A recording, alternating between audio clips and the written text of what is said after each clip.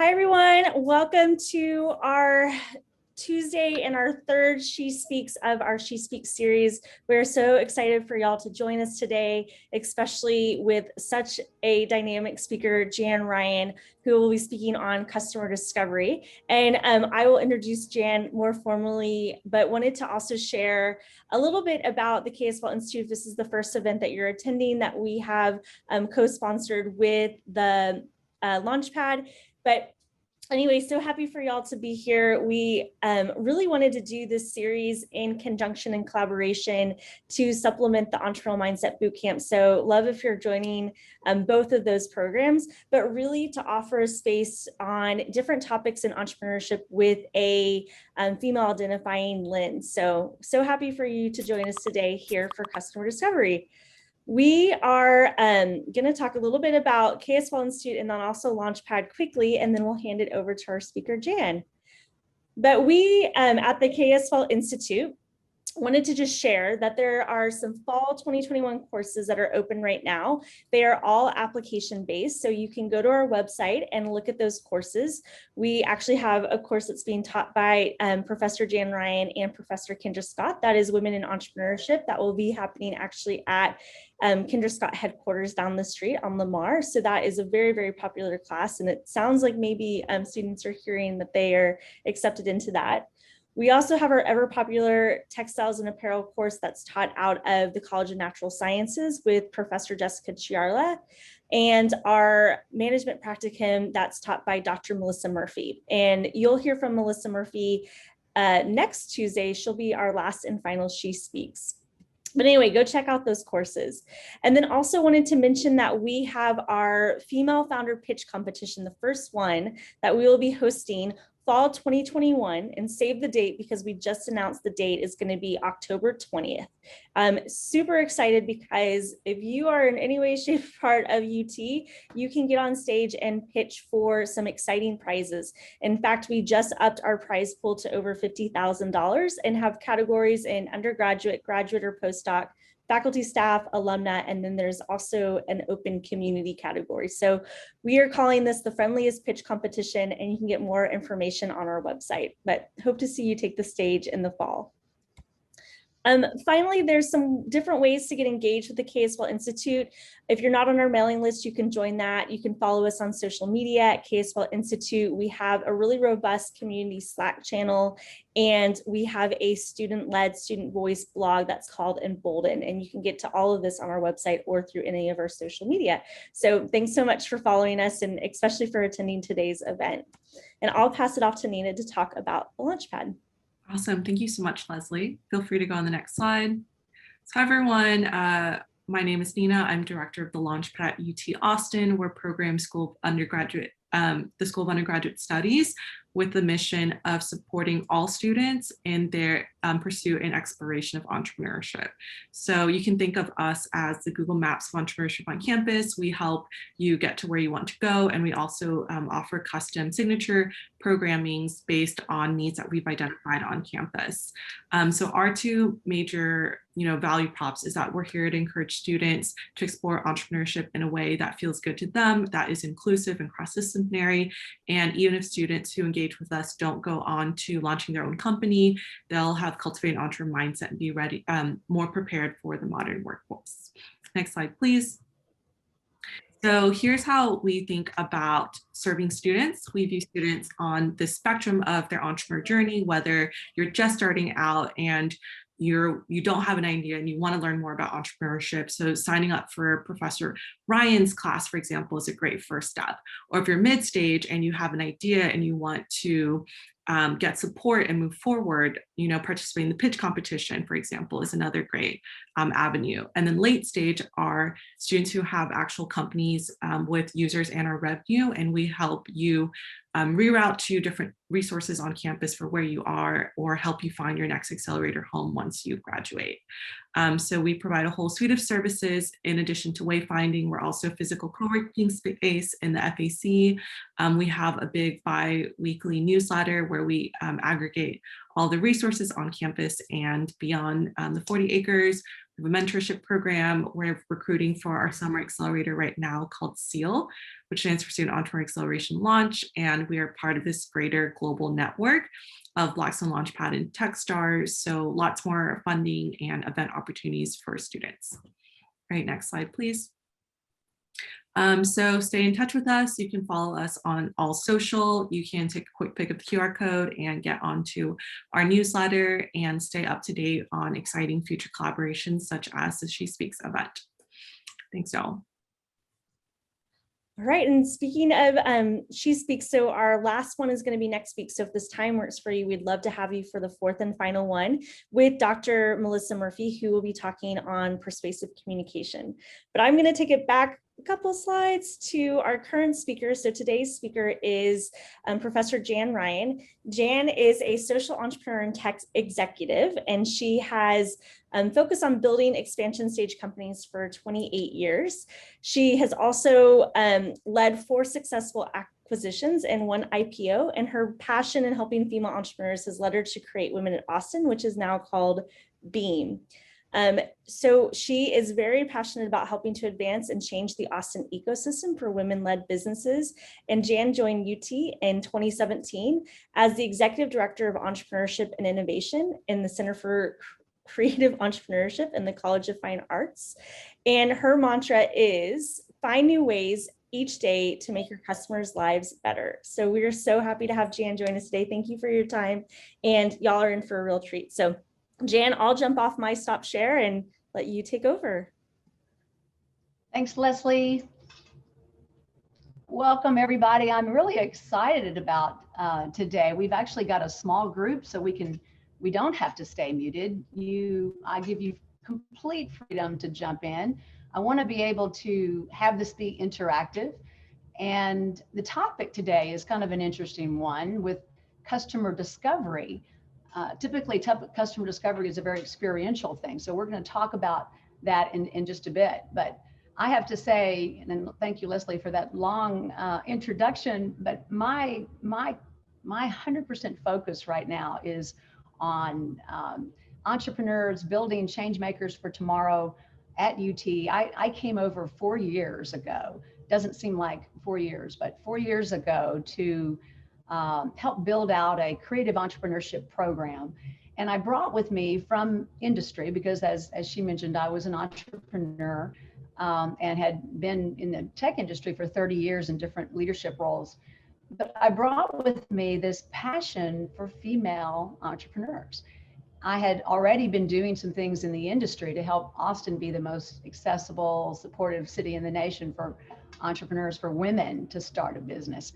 I had no idea that I would get that involved also at UT, because this truly is, for those of you that are identifying as women and that care about women, this is the time that female leadership is really breaking through. A lot of people are beginning to see their uniqueness, and we'll talk a little bit about that later, but I just want you to know how much I truly love being in this role, doing this.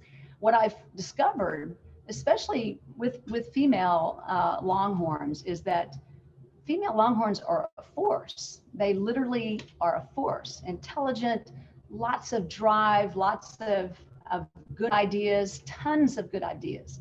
But the one thing that's interesting to me that I have seen is that many females on campus are a little reticent to call themselves an entrepreneur or even a leader.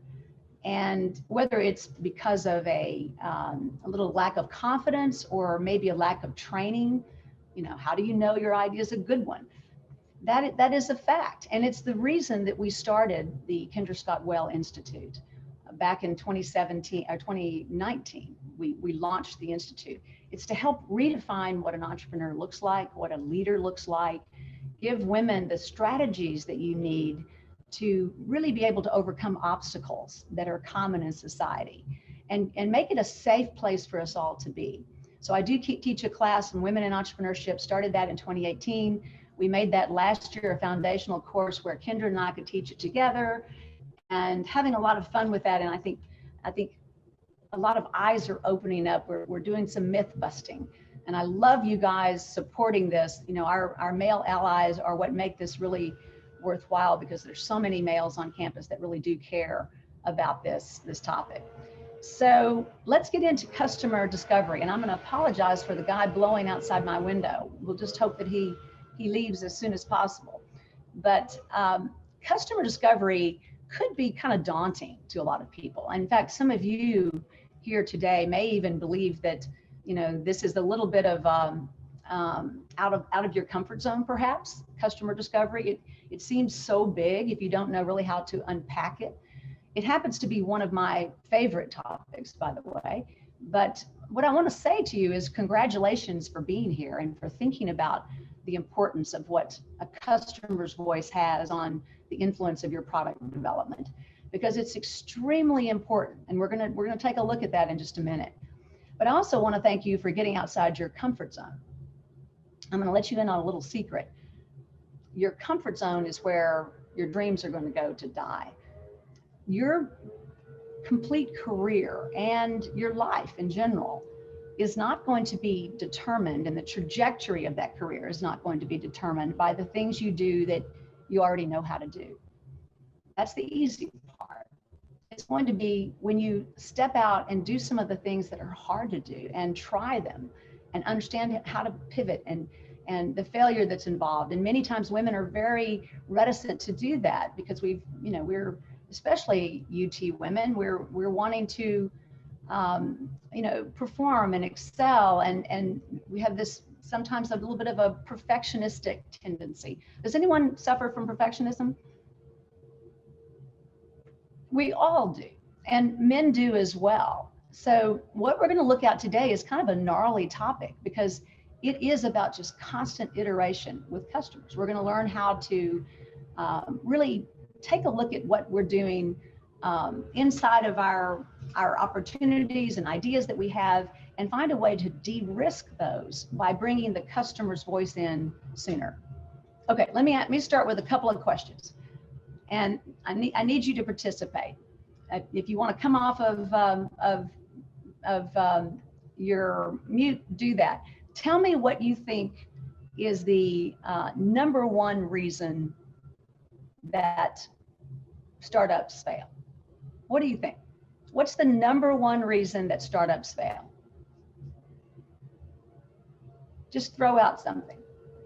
They don't try, or they don't start something. They don't try. That's a really good reason. They fail because they never get started. Yeah, absolutely, Emma. What's another reason that they fail? They underestimate the cost. Absolutely, Bliss. Underestimating the cost is huge, and it will be continuing to be huge. What else? What do you think another reason that startups fail? We hear about all this high failure rate. What are some of the reasons for that? I think some startups, they don't properly establish product and market fit. They don't see how their product is going to resolve the pain points of their customer, on top of not knowing who their target market is in the first place. Yes, you're actually a little closer to the number one statistic, Tennille. It has to do with the fact that there's not a market for that. A lot of these other reasons are good, but there's not a market. The customers, not enough of them would pay for the product. Number one reason. In some studies, it shows almost 60% of startups fail because of no market. Interesting. All right, let me ask one more question. Tell me what you think an important, maybe even the most important attribute of an entrepreneur is. For all the things that you think about entrepreneurs that come to mind, what's the most important attribute, do you think?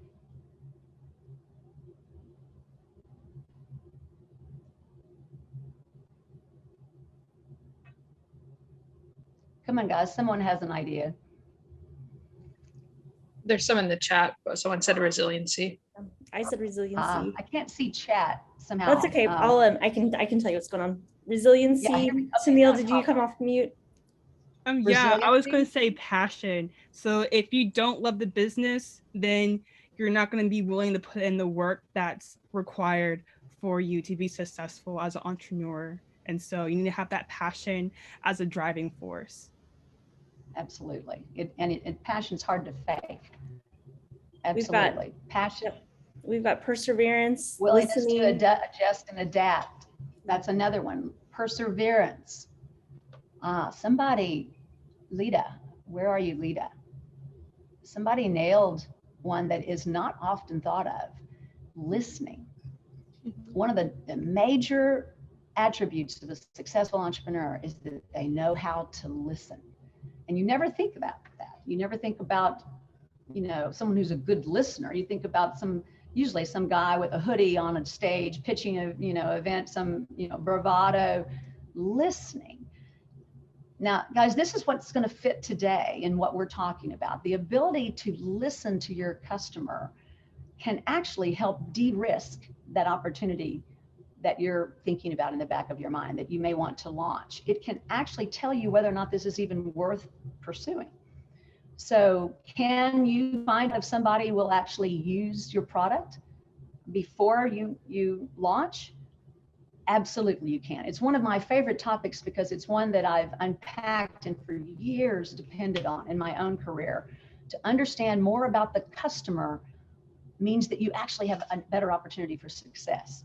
It also takes away a lot of the fear because, the fear is something that you can't control sometimes. If you don't control what's going on, you don't know how to tell what you really need to do next. It's a fearful thing. All right, I'm gonna share my screen and put up a few slides, okay? And we've got a small group, so I'm gonna tee up some ideas around customer discovery, and then I'm gonna come back into gallery mode, and then let's just talk about some things. So jot down some ideas. The only rule I have here this afternoon is we all take our Superwoman capes and leave it at the door. We're gonna let our guard down. I don't care if you get us a little off topic, that's fine, we'll tackle that too. But let's think about what it means to be a female entrepreneur and or a male entrepreneur and thinking about customer discovery in the right way, okay? Anybody have any questions before that time? I will add that this customer discovery topic is the most difficult topic to actually teach in a setting like this or in any lecture setting because it's 100% experiential. And when we have this going on in classes, tons of activities and you go out and talk to customers, so it's very experiential. So what we're going to do today is really tee up some key insights. I'm not going to take you through all the slides of how to do customer discovery because in my opinion, without being able to actually go do it and then come back and then high five and correct what you're doing, it kind of tends to go over your head. What's important though is that you take away some insights and some key takeaways that you'll remember really for the rest of your life around customer discovery, because you don't have to be an entrepreneur launching a company to profit from some of this. Okay, let me share my screen.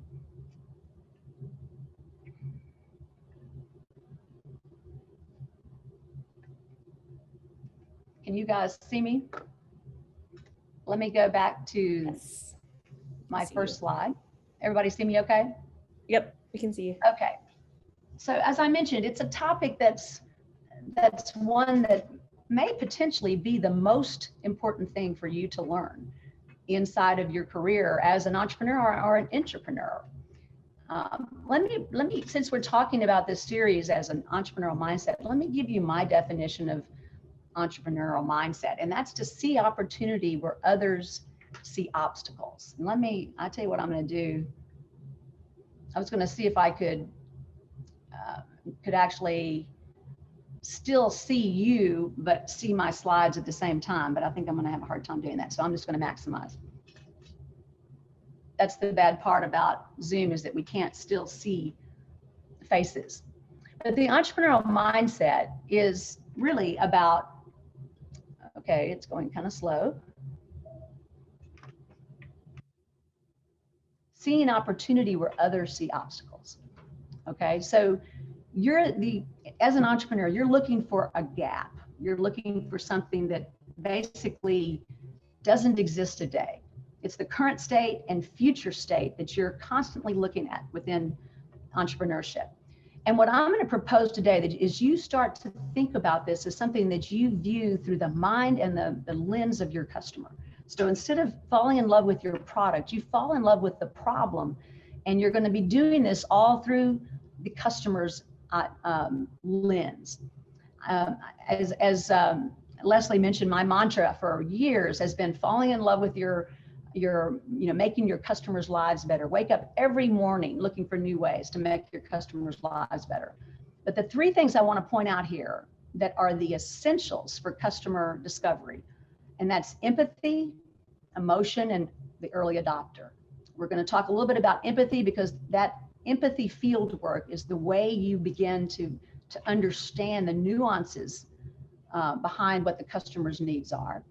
A lot of you may have taken design classes, design thinking. Some of those things are very important, and I would recommend everyone take a good design thinking class, because it helps you to get deeper in the needs of the customer. And then emotion, because you're looking, whether you realize it or not, you're looking for emotion. You're without emotion, you don't have a sale. Now, I'm speaking to you as someone who, for many years, the first half of my career, actually 15 years, I was a chief revenue officer and very what we call customer facing. My roles were all about, the customer themselves. And I can tell you on good authority that without emotion, there is no sale. You are looking for ways to spot behavior that signals emotion, because that's who's going to buy from you. And if you learn how to do this, it's a bit of an art. You learn how to understand when a problem is so important for someone that it's like morphine instead of aspirin. And the signals that show that, that's when you can tell. That's when you'll set yourself apart. That will be someone that we call an early adopter. Now, I'm pretty passionate about always recommending that you think about the first people that can buy your product first. The early adopter is critical. What I see a lot with students is that you boil the ocean, and sometimes we all tend to do this. We have a product, we're in love with as many customers as possibly could fit into that. So we say all 19-year-olds are our potential audience, or all university students, or whatever it is. But honestly, the early adopters are those that help you actually figure out what you're going to sell and how to sell it. They buy the product because they have enough need inside the product. So if you narrow your focus to the early adopter, you'll find that you actually exceed and progress faster. So instead of feeling like it's too narrow, it actually is what makes this actually work. Okay. Hey, Jan, sorry, I just wanted to interrupt for 1 second. I don't know if you're on speaker view. If that's okay, that's fine. But I just wanted to pause and give you a chance to switch if you wanted to. Well, I think I'm always on speaker view. Are you not seeing my slides? We are seeing your slides. We're just seeing notes and everything. But anyway, I just wanted to give you the chance to change if you wanted to. So let me come off of that real quick. You're not seeing when I'm sharing, you're seeing my notes and everything too? Yeah, your speaker view. So I think if you try slideshow. I did. Oh, and that's what. On my side, it was slideshow. So when I go here, it covers my entire screen. Is it not on your end? Someone help me out on PowerPoint, but I think if you use slideshow up at the top, will that convert it to the regular? It's up to you. I just wanted to pause for a second if it was worth it. Yeah, let me see if I can figure out why it's doing that, Leslie.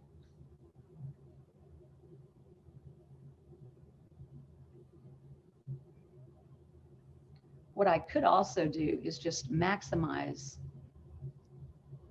the screen. Yeah, I think that's good. I think that's. It's not allowing me to do that. It should, when I put it on speaker view, or when I put it on slideshow, it should show the whole thing. And that's what I'm seeing on my side, but you're apparently not. Is this okay now? That's okay with me. Anyone have trouble with this one? I think we're okay. I think that's good. Yeah. Yeah. Okay. All right, Seeing Jan. it large enough to be able to read it? Yep. Everyone's saying looks good. Okay, so I'll come back down to this view then. Okay, thanks, Jan. So think of yourself as an anthropologist. Thank you, Leslie. Think of yourself as an anthropologist more than like an entrepreneur who's out there selling something. You're actually very, very carefully revealing something that is led by the evidence, okay? You're very carefully trying to get to a place where you understand what someone's feeling.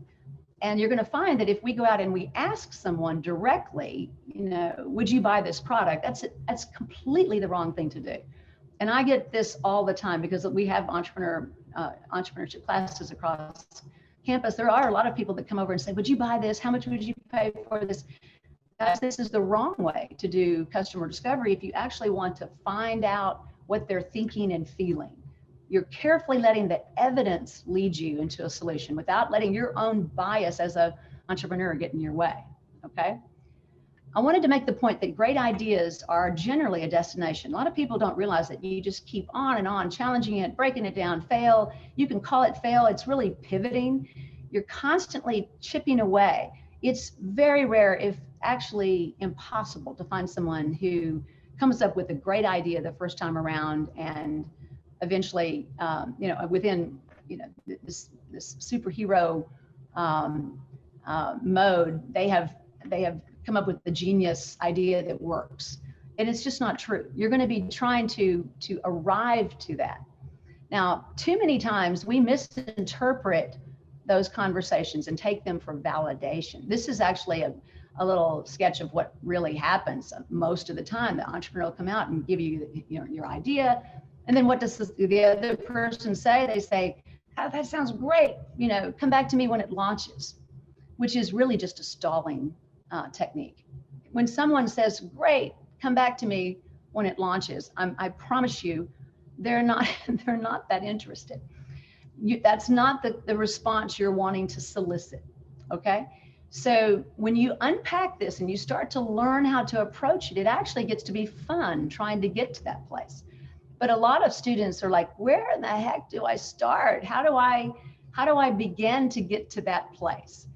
So what I want to tell you is that this is more about hypothesis checking and hypothesis testing. So you are this little scientist and you are really trying to understand, if your core business assumptions are correct. So I'm gonna throw up there 3 hypotheses. Any of you who have an idea for a side hustle, or maybe you're involved in something right now, you should be creating these and writing this down. You probably mentally have it anyway, but you have to write it down because it's going to iteratively be changed and be updated. So hypothesis 1 is really all about the need and the gap.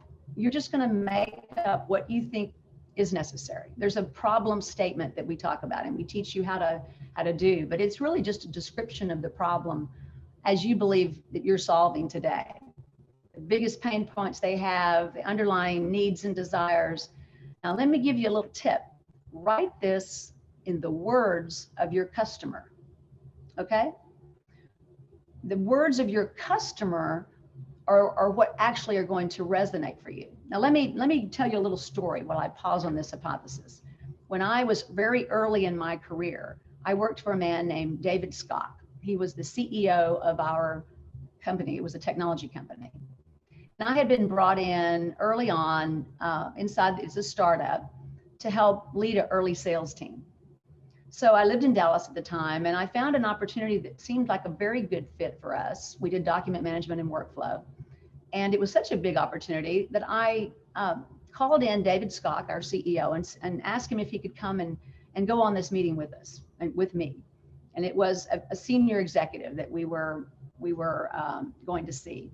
So in comes David, we walk in, we sit down, and I expected David to actually start to tell them all the wonderful things that we were doing and all the features that we had and how this is an amazing and superior solution. Instead, David did something very interesting. He started to ask them about their pain and frustrations when they were doing certain things that had to do with this product. He asked them what they had used before. He asked them what they had looked at. And he went through this process of asking them emotionally how things worked without the product, sort of like a, current state, and then someday it would be a future state. But before long, I saw this executive letting his guard down, and he was actually telling us all about his needs, because David was asking questions, and he was pulling out needs that I would probably have never been able to pull out. And then I started to learn that there was a secret behind this. He truly understood that in customer discovery, and this was a very early company, we were still creating this product. Customer discovery is all about bonding with that potentially first buyer. You try to get as close to someone who needs you as much as possible, and finding out what it is that they actually suffer from or need, or what is it that they don't have today that you could actually provide. We did not go sell or pitch the product. We just talked about it. I want to tell you that became a very handsome buy. He did buy with us, and he actually did help us a great deal inside of that scenario. By the way, David Scott, S-K-O-K, is still a friend and a mentor today. Years later, he's now one of the senior partners at Matrix Partners, a VC out of Boston. And he has the number one, as of last year, it was the number one blog for entrepreneurs in the nation, which is called forentrepreneurs.com. So you should write that down and go check him out. There's a lot of great advice there. But I learned how to do customer discovery the first time with David Scott, and it made a great deal of difference for me. The second hypothesis is your customer. Who is your customer? Now, this is going to involve like doing a profile and doing different kinds of exercises to try to figure out who that person is. But you have to put a flag in the sand and say, here's my first hypothesis, and I'm going to encourage you to use the first customer, the early adopters, the people that need it most. There may only be a very few of them, but you're going to find, and actually both of my companies that I launched, and I had exits in both of them were launched with early adopters that came alongside and helped me, that would actually help debug things. And I had a time when I was associated with a couple of early adopters that they literally in the evening, this one individual was so into every release that came out that he actually texted me and wanted me to know there was a bug in the software, and it was like after 11 o'clock. These people have a very different profile, and you don't sell to them. You come alongside them, and they love to get involved in early stage startups. I mean, you think about, why would anybody want to buy from a startup that was, completely unproven, unknown, maybe even no customers? There are actually, studies show 8 to 9% of the population out there wants to buy from an early stage startup. They desire it, and they want to be first, and they have a certain kind of personality. This is what I'm asking you, is to think about not the big market. You certainly want the big market in your planning, but when you try to think about customer discovery, go for those early customers, the first customers. Okay, the third one is this thing called value. I don't know if you guys have ever had someone break down what value means, but in the context here, this is all about the outcome for the customer. It's not like whether you feel something's valuable. It's only the customer. In fact, if the customer doesn't feel it valuable, then it's not value. It's only a benefit. There's this, when you get into business, you find a lot of people talking about in marketing features, benefits, and value. So there's this sort of cascading linear thing. A feature is just something that is a fact. There's no emotion in it. I told you, without emotion, there's no buy. Features are, you could throw features at people all day long. They don't buy because of features. For instance, my phone, I don't know where my phone is. I didn't buy that phone because it was 3G or 4G. I bought that phone because it helps to keep me from getting lost, which is a benefit, but it also helps me to get to where I'm going, and making dinner plans on time. These are my outcomes, if you follow me. The outcomes of what people use your product for is where this lives, value. And they have to find the value in order to do that. Now, what I learned again with David Scott is to look for value words from the customer. So when I was sitting there listening to him ask these terrific questions, which takes a lot of work to find those good questions. But I learned a tip that I've used for years is I heard so many things coming out of the customer's mouth that I wanted to know and hear. I actually put a pad in my lap and actually started to write down some of those words. And so I do that today as an entrepreneur. When I'm in front of someone who really is giving me the customer's value points and what they're doing and it's their vocabulary, I write those down because of why? I want those words to describe my product. I want those words to go into the website. I want to be able to have my positioning have those words. If I had never visited and gotten out of the building and visited all these customers, I would only be talking about it like marketing speak, like my words. When you see the difference, when someone's spending a lot of time with customers, they're talking about these customer words. Because here's the difference. What you're really wanting to do, guys, is not go out and find customers one by one by one. What you really want to do is get found by customers, right?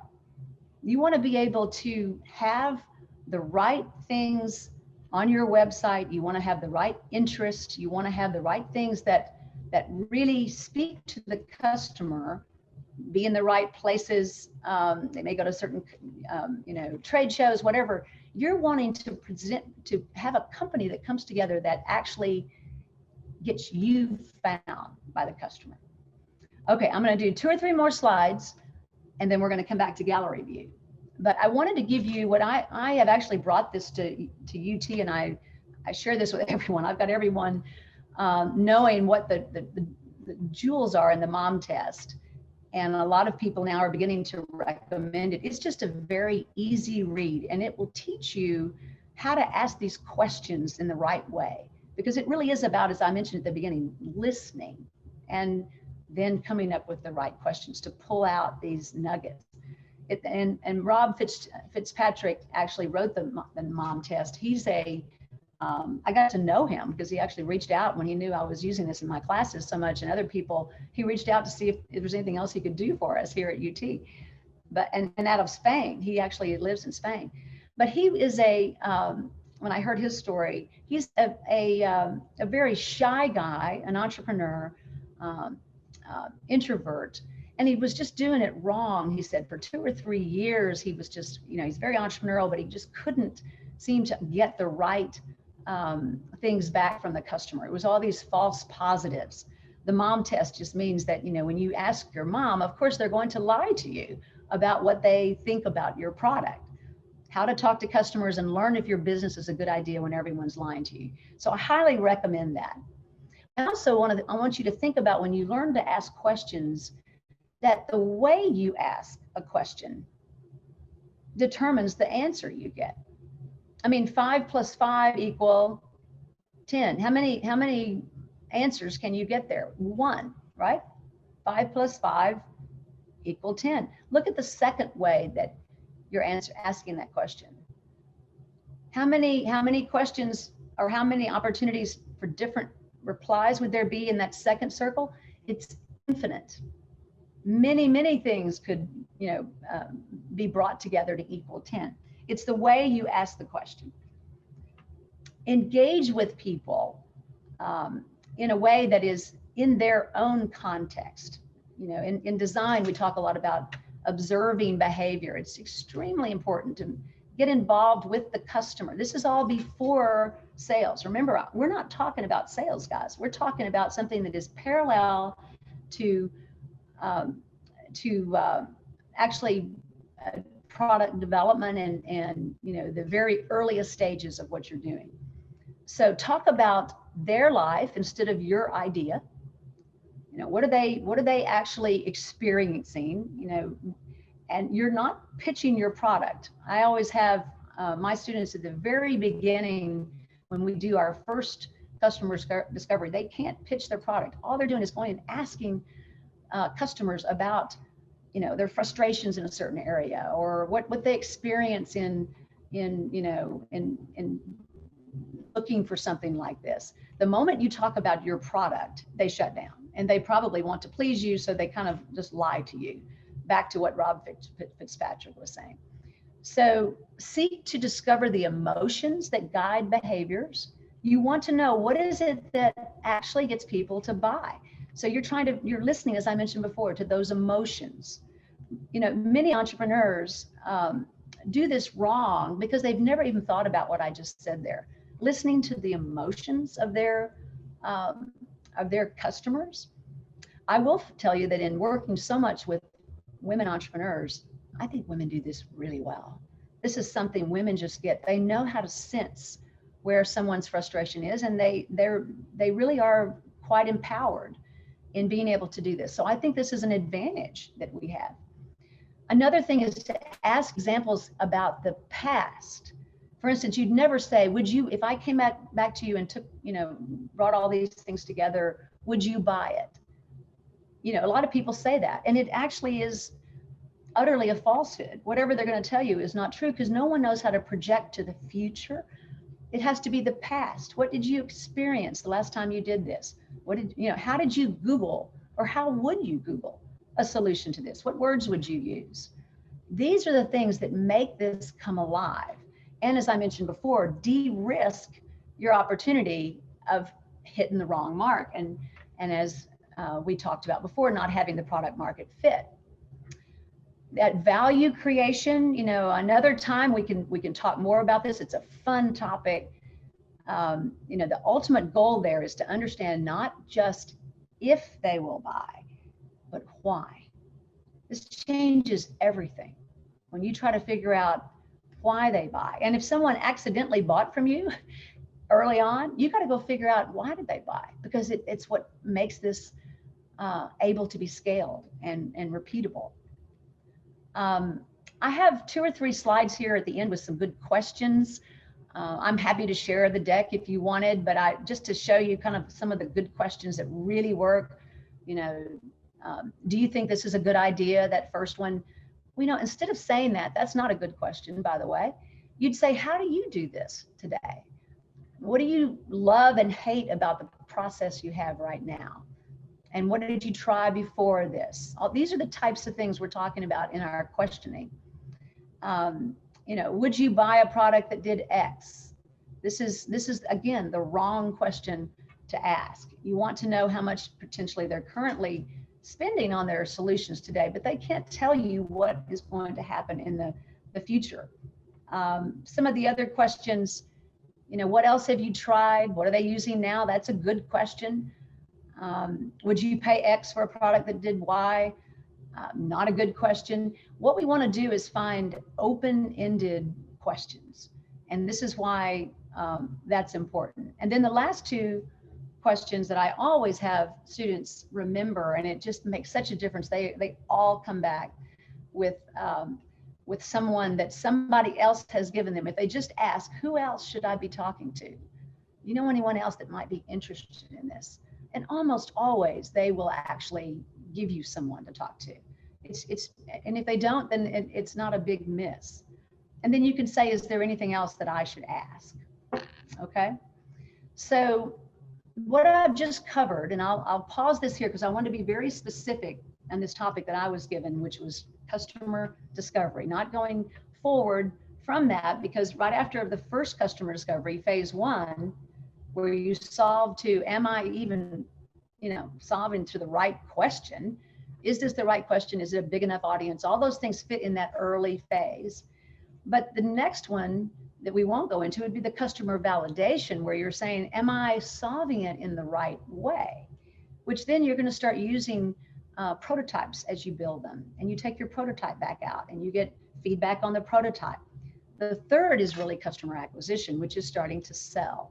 Getting some of those early adopters to pay is a strategy where I have a lot of fun in this particular phase, maybe because of my background, and I've been able to understand kind of why early customers buy, but you can too. It's that fear of sales that I think is probably a little more pronounced with women, because they're thinking they're going to have to force someone to do something they don't want to do.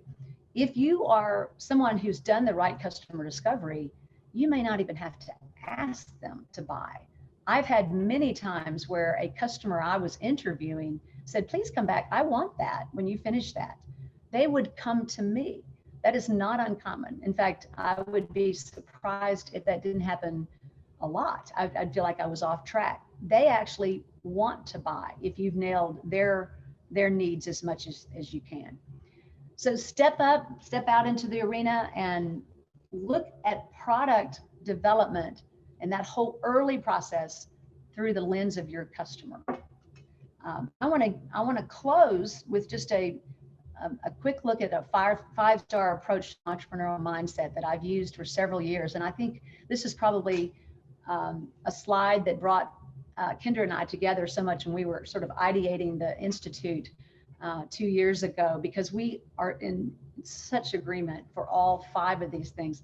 The customer and being obsessed with the customer is what I see all successful entrepreneurs, almost all successful entrepreneurs, really know the importance of. Be obsessed. Let yourself be healthily obsessed about this.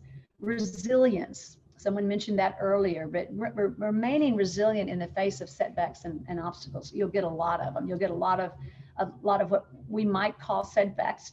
As someone who's actually looking at this as a scientist, you're actually thinking of it as progress. The more you can get back in terms of real feedback about your opportunity, the better.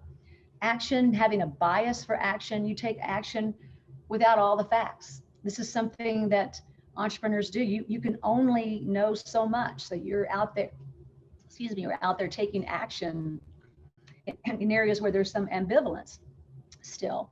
And then you learn from that. You iterate and you understand what the feedback is, and you go back and you change it. Excuse me. And then mission, having a relentless pursuit of mission. It's not too soon, if you've got an idea, to start thinking about how that mission would fit into your values. You want to be able to lead with values. One of the things that I always say, especially for women, but it works for men as well, is that your superpower is really about how well do you know yourself. Self-awareness helps you as an entrepreneur in ways that you can't even fathom at this point. So that's the end of my my deck. I want to bring it back to the group and see what questions you might have.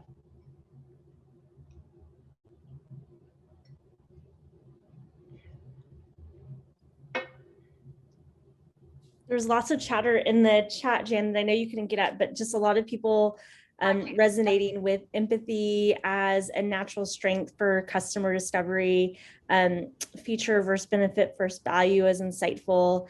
And I know that I've known you really well now for over a year, and I've heard you say so many times, like, be obsessed, but in a healthy way with your customer. And I think it's so, so true.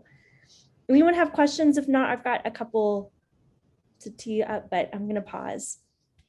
And also check in the chat to see if anyone, Leda's asking, what was a hard lesson that you've had to learn, maybe even repeatedly? A hard lesson that I've had to learn, maybe even repeatedly. That is such a good question. I think as an entrepreneur, I've had to learn that my instincts actually are pretty good. And I know that almost sounds kind of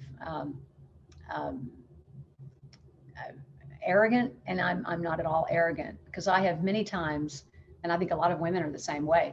You want to please people, and you get this feedback, and you're like, oh darn, I've had this wrong. And if everyone feels that way, then I, certainly must have missed something. And early in my career, I didn't have as much confidence about that. The thing about what I can say is taking your moments to get outside your comfort zone and then in trying something and again, that gives you confidence, because what you find is that once you try something you didn't know how to do, and it kind of expands your world, and maybe you actually did it, that it makes you more comfortable in your skin. And then you try something else, and your life gets a little bigger and bigger. And before you know it, you actually have increased your confidence a great deal just by trying things you didn't know. As I always say, you know, your comfort zone is where your dreams go to die. So making that something that you continue to try to do. And I learned that, I guess, you know, it took me a while to learn that maybe I wasn't spot on right, but there's something about it, intuition, that you kind of, you need to listen to yourself too. You need to understand you're the one that created the company. You're the one that read the first, you know, customer feedback. You know customers. And so even though you don't know, and I certainly didn't know that much about being an entrepreneur at the time, you know, you're stumbling along, you do know the customer.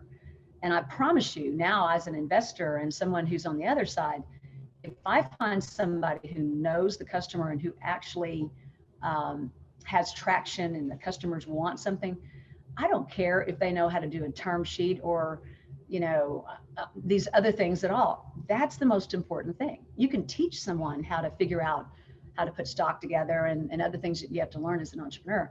You want to focus on the customer. The customer's voice is honestly the only one that really matters. It's not the investors, it's not your professors, it's not your best friend or your husband or your wife. It really is, what does the customer think and say? And you start to get in that kind of rhythm, and you would be surprised at how it makes things go faster and easier. And so, yes, I think, thank you for asking that question. Let me see, what were some of the needs that jewelry meets for women? What is the gap that jewelry feels? Oh my goodness, jewelry is, and it's a good example because it can be unique to different people, right? The value for jewelry is defined by who that person is, making them feel good. There's a gap, just like in jewelry, just like there is in anything else that might be technology or a product that is doing something else. Jewelry, and Kendra really discovered this, is an experience. So what Kendra was able to understand is that bringing, you know, your family together and bringing the experience of shopping for jewelry and all of those things was something we need. It was community. She's been able to understand how community is a strong driver to buying jewelry. So I think there's a lot of needs for jewelry. Her particular area was jewelry at a certain cost. You know, there was a certain type of jewelry, not too fancy. You buy it, it's placed under glass and you have to ask for permission to touch it. And, you know, she hated that when she was shopping for jewelry as a younger woman.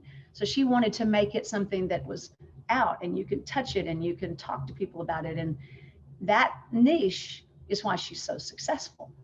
So it can be in any particular industry.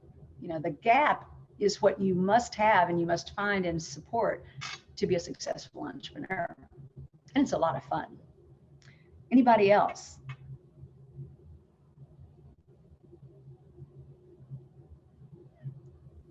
Hey, Jen, I had a question.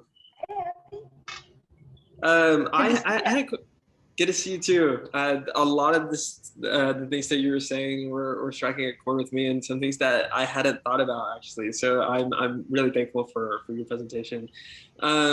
About the customers themselves and kind of building representation of a market, I was curious, kind of, are there some indicators that you've noticed where, you know, you start interviewing customers and you can say that, okay, now I'm forming a representative understanding of the market need? Like, I'm sure there's no magic number. You can't say like after 4 customer interviews, I'm like, okay, now I got it figured out, or after 10.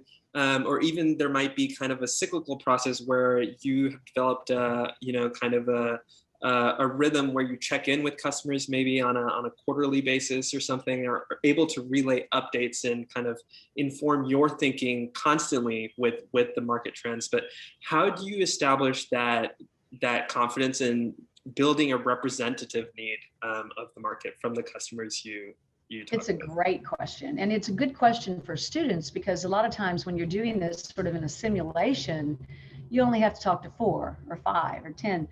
Actually, when you're launching your own company, you're constantly talking. I used to talk to people on an airplane. I would talk to them, at a restaurant, to see what their feedback was. So you don't ever stop this, Abby. But I will tell you that it does kind of somehow indicate itself to you. You start to hear the same things over and over. You should never stop at like 10 people who loved it. That's just not representative. I can't even tell you how many, as an investor, how many entrepreneurs, especially first-time entrepreneurs, will tell me everyone I've talked to loves the product, and they all love the product. They were telling me good things about the product. When you tease that out, some of these mistakes I was talking about earlier is what was going on. They loved her or him. They didn't want to be mean or rude. They didn't really tell them what they thought of the product. What would be better for me to hear is, what did they think about the problem? What is it that they were experiencing? What frustrations? Why was this so awful? Why did they, throw this other thing out? And one of the tricks that always works, Abby, is, are they doing a workaround or some kind of hack? If they want it bad enough that they're doing a hack, you got somebody. And then they're interested in hearing more. So you keep up with them. You absolutely are right. You keep up with them and you show them. And what I used to do is, and it really worked relationally, I would write down what they said.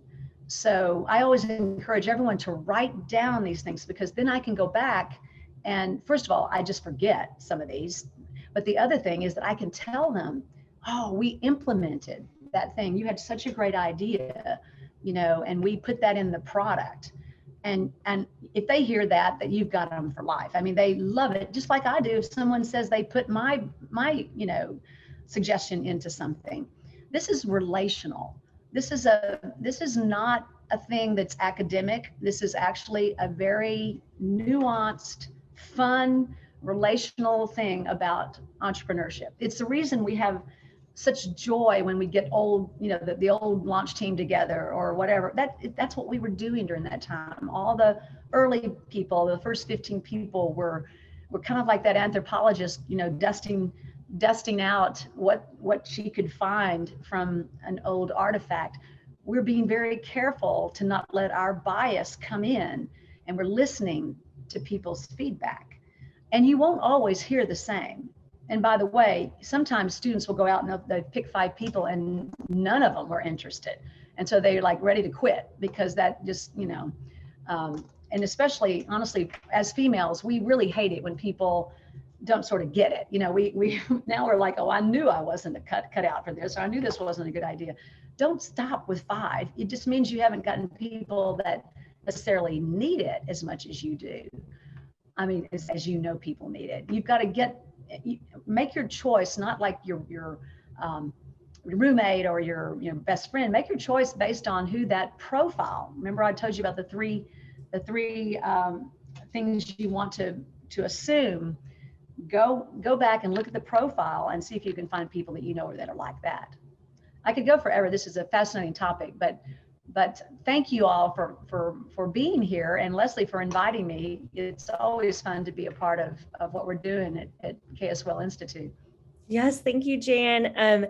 Yes, we are out of time, but we recorded this and we love the series. And Jan, I'm thinking there's like a 3-part series with your customer discovery, customer validation, customer acquisition, because wait, there's more, right? So definitely be on the lookout for more programming that we'll be doing in the fall semester. But yeah, this is so fantastic, and y'all have a good one, but we're gonna hop off now. Be safe, everybody. Bye. Lots of things coming in the chat, Jan. Awesome. Love you guys.